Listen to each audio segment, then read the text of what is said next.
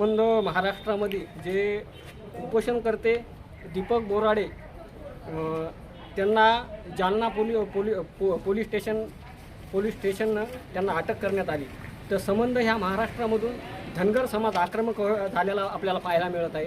तर सोनपेठ शहराची काय परिस्थिती, सोनपेठ शहरातील धनगर समाजाची काय भावना आहे, काय सांगा? माझा सर्व धनगर बांधवांना जय मल्हार. मित्रो, मी सर्वप्रथम जालना येथील कलेक्टर मॅडम यांचा जाहीर निषेध करतो.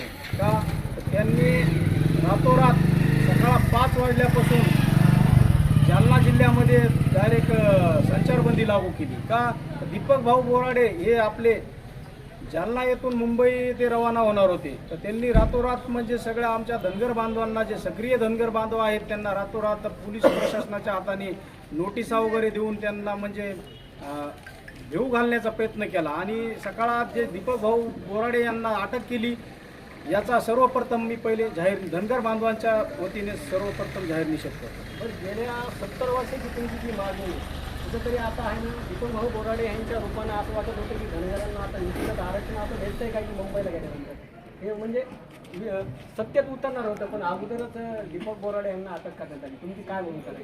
हे सरकार दीपक भाऊ बोराडे यांना घाबरत आहे आणि दीपक भाऊंच्या प्रश्नांचं ह्या देवेंद्र फडणवीस सरकारपाशी उत्तर नाही आहे. का तर दीपक भाऊ बोराडे हे जे अभ्यासू व्यक्तिमत्व आहे आणि हे धनगर बांधवांना जागृत, आतापर्यंत दीपक भाऊ बोराडे एवढा संघर्ष कोण्या धनगर समाजाच्या नेत्यानं केलेला नाही आहे किंवा धनगर बांधवाचा असा कोणी म्हणजे नेता झाला, पण दीपक भाऊ बोराड्यासारखं संविधानशील पद्धतीने आतापर्यंत आंदोलन हाताळलेलं नाही आहे. सर्वप्रथम समाज बांधवांना मानाचा जय मल्हार.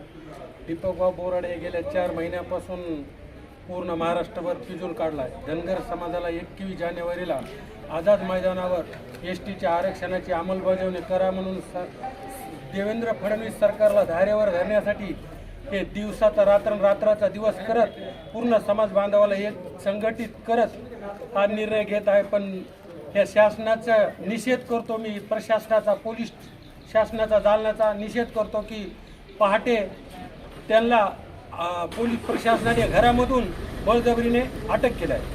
बरं, आता दीपक भाऊ बोराडे यांना तर आहे ना जालना पोलीस स्टेशनमध्ये अटक केली आहे, पण निश्चितच हे दीपक बोराडे आणि धनगर बांधव एका ठिकाणी होऊन मुंबईच्या ठिकाणी कसे राहणार? दीपक भाऊ बोराडेला अटक म्हणजे सर्व महाराष्ट्रातील धनगर समाजाला अटक असं मी मानतो. दीपक भाऊ बोराडे जोपर्यंत बाहेर निघत नाही तोपर्यंत आक्रमक समाज हा बाहेर पडल आणि रस्त्यावर उतरल. आणि जर देवेंद्र फडणवीसचे जर कान जर नाही उघडले तर त्यांना वेळोवेळी पाय उतर करण्याची क्षमता ही धनगर समाजामध्ये आहे. असं बोललं जातं की बारामतीमध्ये जे पहिल्या कॅबिनेटमध्ये देवेंद्र फडणवीस या महाराष्ट्राचे मुख्यमंत्री ते बोलते किंवा पहिल्या कॅबिनेटमध्ये धनगरांना आरक्षण दिलं, मग काय झालं? कुठं फोडा बसला? बारामतीमध्ये धनगर समाजाचं 2014ला एक अधिवेशन चालू होतं. त्या अधिवेशनामध्ये धनगर समाजाला एक आशा करण्यासाठी, दिशा देण्यासाठी देवेंद्र फडणवीस आले आणि म्हणले आपलं जर सरकार आलं, युतीचं सरकार आलं, भाजपचं सरकार आलं तर पहिल्या भाजपच्या कॅबिनेट मंत्रिमंडळाच्या मिटिंगमध्ये धनगर समाजाला आम्ही ST आरक्षण देऊ. पण धनगर समाजाला आत्तापर्यंत 10 वर्ष होऊन गेले, ST आरक्षण तर दिलं नाहीच नाही. नुसत्या हे शासन चल ढकल करत आहे, आश्वासन देत आहे, वेळ काढूपणाचं धोरण करत आहे. हे देवेंद्र फडणवीस हे सहजासहजी असे आरक्षण देऊ शकत नाहीत. म्हणून देवेंद्र फडणवीसला एक चांगला जबरदस्त दणका देणारा माणूस म्हणून मुकेश बोराडे जन्म झाला जालन्यामधून आणि धनगर समाज त्याच्या एकवटला गेला.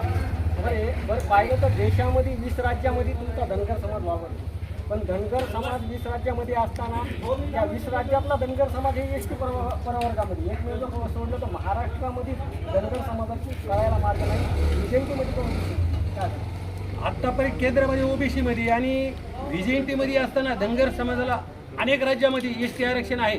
फक्त महाराष्ट्रामध्ये त्या दळभद्री सरकारनं ST आरक्षण लागू केलेलं नाही. त्यामुळे आता कुठंतरी धनगर समाज जागृत झाला आहे आणि दीपक बोराडेच्या माध्यमातून हा रस्त्यावर उतरत आहे. त्यामुळे ST आरक्षणाची ही जी लढाई, आज दीपक भाऊला अटक केलं म्हणजे आम्ही थांबणारे नाही. ST आरक्षणाची लढाई अशीच चालू ठेवणार आहोत. पाहू शकता परभणीच्या सोनपेठमध्ये धनगर समाज आक्रमक झालेला पाहायला मिळत आहे. धनगर समाजाची अशी मागणी गेल्या कित्येक वर्षापासून आम्हाला सरकार जे आश्वासन देत राहिलं, आम्ही लोकशाहीच्या मार्गानं आम्ही आतापर्यंत उपोषण आंदोलन केले, पण एकदमच आहे ना आमचं हिंसक होत असं वातावरण तर आम्ही थांबणार नाहीत. आणि दीपक भाऊ बोराडे यांच्यासोबत ताकदीशील आम्ही त्यांच्यासोबत राहू. मी माझ्या नोटे आपण पाहताय महाराष्ट्र न्यूज सोनपेठ. जळकोट जळकोट जय आरक्षणाच्या हक्कात नाही कुणाच्या बापाचं कोण मत देत नाही घेतल्याशिवाय राहत नाही. दीपक बोराडे तुम आगे बढ़ो हम तुम्हारे साथ है. राजमाता पुण्यश्लोक देवकरांचा